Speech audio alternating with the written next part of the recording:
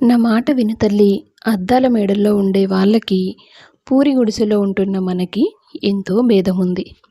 ఆ బాబు అడిగాడు కదా అని నువ్వు ఆశపడ్డం తప్పు అంటూ నాన్న నాకు ఆ రోజు నచ్చజెప్పే ప్రయత్నం చేశాడు. లేదు నాన్న, విజయేంద్ర గారు నన్ను మనస్ఫూర్తిగా ఇష్టపడుతున్నారు. మన స్థాయి ఏంటనేది ఆయన పట్టించుకోవడం లేదు. నీ కూతురికింత మంచి జీవితం దొరుకుతుంటే నువ్వు అడ్డు చెప్తావేంటి? కల్పన, నాన్న చెప్తున్నాడంటే అన్ని విధాలుగా ఆలోచించే చెప్తాడు కదా. ఈ లోకంలో పిల్లల సంతోషాన్ని అందరికంటే ఎక్కువగా కోరుకునేది కన్నవాళ్ళే.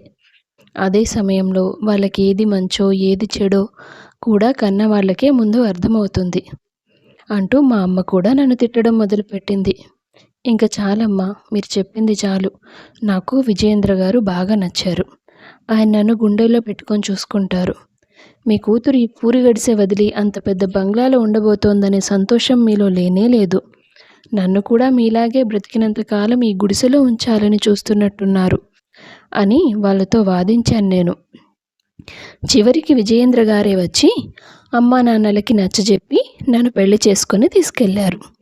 మొదటిసారి ఆ బంగ్లాలో నేను అడుగుపెట్టడం. ఆ రోజు వరకు ఎప్పుడూ గేటు బయట నుంచే ఆ బంగ్లాని చూసేదాన్ని.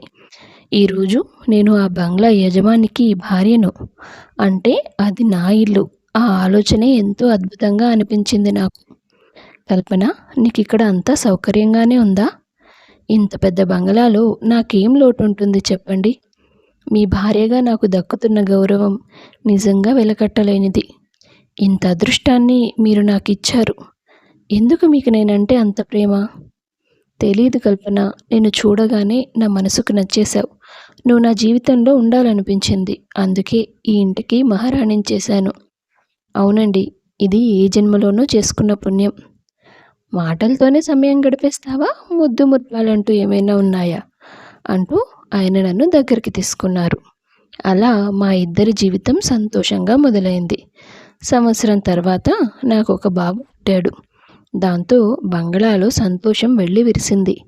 ఆ సంతోషంలో ఎంతో ఘనంగా బారసాల ఫంక్షన్ ఏర్పాటు చేశారు మా వారు. గొప్ప గొప్ప వాళ్ళెందరూ మా బాబు బారసాలకు వచ్చారు. అదంతా చూస్తుంటే నా కొడుకు భవిష్యత్తు ఎంత బ్రహ్మాండంగా ఉండబోతోందో నా కళ్ళకు కట్టినట్టు కనిపించింది. సంవత్సరం గడిచినా ఇంకా నాలో అదే ఆశ్చర్యం. ఇంత అదృష్టం నిజంగా నాకేనా దక్కింది అని. మా సంతోషాల మధ్య ఇంకో 5 ఏళ్లు గడిచిపోయాయి. ప్రతి సంవత్సరం సంక్రాంతి ఎంతో ఘనంగా జరుపుకుంటాం మేము. ఆ రోజు భోగి కావడంతో నేను ఏవైనా పాత వస్తువులు తీసుకొద్దామని స్టోర్ రూమ్లోకి వెళ్ళాను. అక్కడున్న పాత కుర్చీలు, అలమరాలు కొన్ని పని వాళ్ళ చేత బయటకు తీయిస్తున్నప్పుడు నాకు ఒక ఫోటో కనిపించింది. అందులో నా భర్త మరెవరో అమ్మాయి ఉన్నారు. చూస్తే అది పెళ్లి ఫోటోలా ఉంది. అనుమానం వచ్చి అది తీసుకెళ్ళి మా అత్తగారిని అడిగాను. అత్తయ్య, ఈ ఫోటోలో ఆయన ఎవరితోనో కలుసున్నారు. పైగా దండలు మార్చుకుంటున్నారేంటి? ఆయనకి ఇంతకు ముందే పెళ్ళైందా? అవును కల్పన. విజయ్ చదువు పూర్తయిన కొన్ని నెలలకే విజయ్ అవంతిక అనే అమ్మాయిని ప్రేమించి పెళ్లి చేసుకుని ఓ సంవత్సరం పాటు విదేశాల్లోనే ఉన్నారు. ఆ తర్వాత మాకు విషయం చెప్పాలని ఇక్కడికి వస్తున్నప్పుడు వాళ్ళు వచ్చే కారుకు యాక్సిడెంట్ అయింది. అవంతిక చనిపోయింది. కోడలు చనిపోయాక ఇక కొడుక్కు పెళ్ళైన విషయం నలుగురికి చెప్పి ఏం ఉపయోగమని మేమెవరితోనూ చెప్పలేదు. ఇంత పెద్ద విషయం కనీసం నాతో అయినా చెప్పుండాలి కదా. వాడు నిన్ను చూసి ఇష్టపడినప్పుడు ముందుగా వచ్చి మాకే చెప్పాడు. అవంతిక విషయం చెప్తే నువ్వెక్కడ ఒప్పుకోవేమో అనే భయంతో మేమే ఆ విషయం నీ దగ్గర దాచిపెట్టమని చెప్పాం. ఇంకొక ఆఖరి అనుమానం అత్తయ్య. ఆయన ప్రతిరోజు కాసేపు రాత్రి మేడ మీదున్న గదిలో ఉంటారు కదా. ఆ గదిలో ఏముంది? కల్పన అడిగిన ప్రశ్నకు విజయేంద్ర తల్లి అంబికకు చెమటలు పట్టేశాయి. ఏమైంది అత్తయ్య? ఎందుకంత కంగారు పడుతున్నారు? అవంతిక జ్ఞాపకాలని వాడు ఆ గదిలోనే దాచుకున్నాడు. అందుకే ఆ గదిలోకి విజయ్ తప్ప ఎవ్వరూ వెళ్ళరు. పొరపాటున వెళ్తే వాడి కోపాన్ని భరించడం ఎవ్వరి వల్ల కాదు. అయినా పెళ్ళయ్యి 6 ఏళ్ళయింది. ఈ 6 ఏళ్లలో ఎప్పుడు నువ్వు ఆ గది గురించి తనని అడగలేదు. ఇప్పుడెందుకు అడుగుతున్నావు? ఆయన ఆ గదిలోకి మందు తాగడానికి వెళ్తారని నేను అనుకునేదాన్ని అత్తయ్య. మీ అబ్బాయి నన్ను పెళ్లి చేసుకోవడమే నా వరకు చాలా పెద్ద విషయం. డబ్బులో పుట్టి పెరిగిన ఆయనకు సర్వం నేనే అవ్వాలని నేను కోరుకోవడం అత్యాశని నా అభిప్రాయం. ఆయన నాకు ఎలాంటి అన్యాయం చేయరనే నమ్మకం నాకుంది. అలాంటప్పుడు ప్రతిదీ గుచ్చి గుచ్చి అడిగి ఆయన్ని బాధ పెట్టాలని నేను అనుకోను. పాపం అలా ఆయన ప్రేమించిన అమ్మాయి కోసం ప్రతిరోజు కన్నీళ్లు పెట్టుకుంటున్నారని గుర్తించలేదు నేను ఇన్నాళ్లుగా. సరే కానీ ఈ విషయం గురించి నువ్వు విజయ్ దగ్గర ఏమీ మాట్లాడొద్దమ్మా. కొత్త సమస్యలు కొని తెచ్చుకున్నట్లవుతుంది. ఆవిడ చెప్పిన దానికి సరే అని నేను మళ్ళీ మామూలుగా ఉండడం మొదలుపెట్టాను. అయితే ఓ రోజు ఇంట్లో వాళ్ళ ప్రవర్తన నాకెందుకో విచిత్రంగా అనిపించింది. ఎప్పుడూ లేనిది మా అత్తయ్య నన్ను సరుకులు తీసుకురమ్మని బయటికి పంపించింది.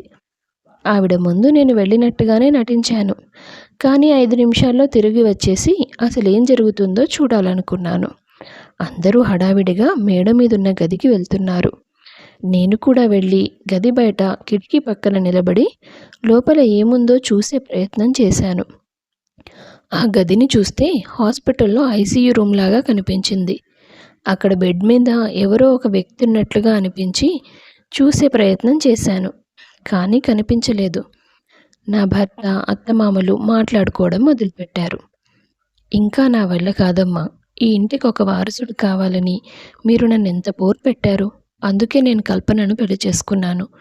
కానీ ఇప్పుడు తనని వదిలించుకోవడం కష్టమైపోతోంది. ఏంటి ఈయన ఇలా మాట్లాడుతున్నారు అని కొద్దిగా భయం వేసింది నాకు. ఆయన ఒక్కసారిగా లేచి కాస్త ముందుకు నడిచారు. అప్పుడే నాకు బెడ్ మీద పడుకున్న వ్యక్తి మొహం కనిపించింది. ఆమె ఎవరో కాదు, నా భర్త మొదటి భార్య అవంతిక. ఆమె చనిపోలేదు, కళ్ళు తెరిచి చూస్తోంది, వాళ్ళ మాటలు వింటుంది. కానీ ఆమె చనిపోయిందని అత్తయ్య గారు చెప్పారు కదా. అసలేం జరుగుతుంది? ఈయన నన్ను వదిలించుకోవాలని మాట్లాడుతోంది ఆమె కోసమేనా? ఇలా మనసులో ఎన్నో ప్రశ్నలు నాకు. వాళ్ళ మాటలు పూర్తిగా వినాలని అక్కడే నిలబడున్నాను. చెప్పమ్మా, ఇప్పుడేం చేద్దాం? ఇన్నాళ్ళు అవంతిక కోమాలో ఉంది కాబట్టి ఆమెతో నేను కాపురం చేశాను. కానీ ఇప్పుడు నా అవంతిక కళ్ళు తెరిచింది. ఇంకా నేను ఆ కల్పనతో కలిసి ఉండలేను. కానీ తనకి విడాకులు ఇవ్వాలంటే ఏదో ఒక కారణం చూపించాలి కదా. అప్పుడే కాస్త గంభీరంగా ఒక గొంతు వినిపించింది నాకు. విడాకులు ఇవ్వాల్సిన అవసరం లేదు, ఆమెను చంపేద్దాం. అవంతిక, నువ్వు మాట్లాడుతున్నావా? ఎన్ని సంవత్సరాల తర్వాత నీ గొంతు వింటున్నాను. అవును విజయ్, కొద్ది రోజులుగా మీరు చెప్పేవన్నీ అర్థమవుతున్నాయి. కానీ మాట్లాడలేకపోయాను. ఇక ఇప్పుడు ఆ సమస్య కూడా లేదు. కల్పనను చంపేయమంటున్నావేంటి అవంతిక? నా స్థానంలో ఇంకొకరు ఉండడమే నా మనసును నిప్పులా కాల్చేస్తోంది. నువ్వు తనకి విడాకులిచ్చినా హింసించినా తను ఎదురు తిరిగే అవకాశం ఉంది. అదే చచ్చిపోతే ఏ సమస్య ఉండదు. అంతలో మా అత్తయ్య గారు మాట్లాడారు. కల్పన చనిపోతే మరి బాబుకి తల్లి ఎలా? ఏం మాట్లాడుతున్నారు అత్తయ్య? నా భర్త కొడుకంటే నా కొడుకే కదా. ఆయన పక్కన మరో ఆడది ఉండడం నేను తట్టుకోలేను. పైగా ఇన్నేళ్ల అనారోగ్యం తర్వాత నాకు పిల్లలు పుడతారన్న నమ్మకం ఏముంది? ఇప్పటికే ఈ వంశానికి వారసుడు వచ్చేసాడు కాబట్టి వాడిని నేను నా కొడుగ్గా పెంచుతాను. ఆ తర్వాత అందరూ మూకుమ్మడిగా సరే అయితే కల్పనను ఎవ్వరికి తెలియకుండా మట్టు పెట్టడమే సరైన ఆలోచన అని అనుకున్నారు. అదంతా విని నేను అక్కడి నుంచి ఎలాగైనా బయటపడాలని ప్రయత్నం చేసేలోపు నా భర్త నా ఎదురుగా వచ్చి నిలబడ్డాడు. ఏంటి కల్పన, మొత్తం విన్నావా? ఏవండి, మీరు చేసిన మోసాన్ని కూడా నేను భరిస్తాను, బయటపెట్టను. కానీ మన బిడ్డకు మాత్రం నన్ను దూరం చేయొద్దు. వాడికి నా అవసరం ఉంది. వాడిని చూసుకోవడానికి నా అవంతిక ఉంది. నీ అవసరం ఏమీ లేదులే. అలా అనొద్దండి. నేను బాబుని తీసుకుని ఎక్కడికైనా దూరంగా వెళ్ళిపోతాను. మీ జీవితాల్లోకి రాను. నన్నేం చెయ్యొద్దు అంటూ నేను బతిమాలుతున్నప్పుడు వెనక నుంచి మా అత్తయ్య గారు నా తల మీద కొట్టారు. అక్కడి వరకే నాకు గుర్తుంది. ఆ తర్వాత మళ్ళీ నాకు కొద్దిగా స్పృహ వస్తున్నప్పుడు, ఇది చనిపోయిందమ్మా, దీన్ని నీళ్ళలో పడేద్దాం అంటూ వాళ్ళు నన్ను నదిలోకి తోసేశారు. అప్పటికే కొన ఊపిరితో ఉన్న నన్ను నేను కాపాడుకోవడం కోసం శక్తిని పోగేసుకున్నాను. ఆ స్థితిలో చిన్నప్పుడు మా నాన్న చెప్పిన ఒక మాట గుర్తొచ్చింది. జీవితంలో ఎప్పుడైనా నిన్ను నువ్వు కాపాడుకోవడానికైనా, ఇంకొకరికి సాయం చేయడానికైనా నీకు నీళ్ళల్లోకి దిగే అవసరం రావచ్చు తల్లి. కాబట్టి నేను నీకు ఈత నేర్పిస్తాను అని నేను వద్దంటున్నా వినకుండా నన్ను హెచ్చరించి మరీ నాకు ఈత నేర్పించారు మా నాన్న. ఆ విద్యే ఆ రోజు నేను ఒడ్డున చేరేలా చేసింది. అప్పటికే శక్తి నశించిపోయి స్పృహ తప్పి పడిపోయిన నన్ను ఎవరో ఒక వ్యక్తి హాస్పిటల్లో చేర్పించాడు. కళ్ళు తెరిచిన తర్వాత, హాయ్ అండి, మీరెప్పుడు కళ్ళు తెరుస్తారని 4 రోజులుగా ఎదురు చూస్తున్నాను. ఎవరు మీరు? అలా నీళ్ళలో ఎందుకు కొట్టుకొచ్చారు? మీరెవరండి? నా పేరు రహీం. మిమ్మల్ని కాపాడి ఇక్కడ చేర్పించింది నేనే. అవునా, చాలా థ్యాంక్స్ అండి. అది సరే కానీ ఇంతకీ అక్కడ ఎందుకు ఉన్నారో చెప్పలేదు. అతనికి విషయం చెప్పడానికి నాకు కాస్త భయంగా అనిపించింది. చూడండి, మీరేం భయపడొద్దు. నేను ఒక పోలీస్ని. మీరెంత పెద్ద సమస్యలో ఉన్నా సరే నాతో చెప్పండి. మీకు తప్పకుండా న్యాయం జరిగేలా చేస్తాను. అతని మాట మీద నమ్మకంతో నా జీవితంలో జరిగిందంతా అతనితో చెప్పాను. ఆ తర్వాత అతను నన్ను వాళ్ళ ఇంటికి తీసుకెళ్ళాడు. అమ్మా, ఈ అమ్మాయిని జాగ్రత్తగా చూసుకో. తను కోలుకునేంత వరకు ఇక్కడే ఉంటుంది అని వాళ్ళ అమ్మగారితో చెప్పాడు. అప్పటి నుంచి ఆవిడే నన్ను చూసుకుంది. నాతో చాలా ప్రేమగా ఉండేది. ఏళ్ల కొద్దీ నేను ప్రేమను పంచిన నా భర్త నన్ను చంపబోయాడు. కానీ ఏ సంబంధం లేని వీళ్ళు నన్ను తమ కుటుంబంలో ఒక మనిషిలా చూస్తున్నారు అనిపించింది. ఆ తర్వాత రహీం తన ఎంక్వైరీ మొదలుపెట్టాడు. ఓ రోజు ఆ ఇంటికి వెళ్ళి, నమస్తే విజయేంద్ర గారు, నా పేరు రహీం.